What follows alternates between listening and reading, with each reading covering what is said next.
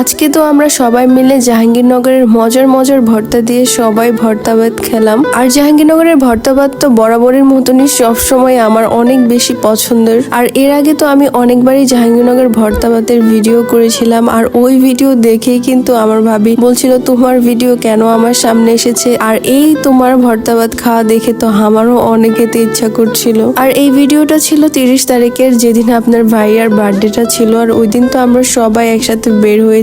নবীনগর আসার পর ওভারব্রিজটা তো অনেক দূরে ছিল, আর আমরা যেহেতু বাঙালি এত দূরে ওভারব্রিজে কেন যাব, তাই তো আমরা এই চিপা দিয়ে সবাই পার হয়ে যাচ্ছিলাম। আর সবাই একসাথে থাকলে কিন্তু এই ছোট ছোট বিষয়গুলো অনেক বেশি মজা লাগে। আর বার্থডে সেলিব্রেশন করতে করতে তো অনেক দেরি হয়ে গিয়েছিল, আর দুপুরের লাঞ্চও তো এখন করতে হবে। যেহেতু আমরা সবাই বের হয়েছি, এখানে আমার ভাবি ছিল, আমার ফ্রেন্ড ছিল, তো আমরা চাচ্ছিলাম যে সবাই মিলে আমরা ভর্তা ভাত খাবো। তো জাহাঙ্গীরনগর আসার পর এখানে ওভারব্রিজে উঠেছিলাম, আর এখানে একটা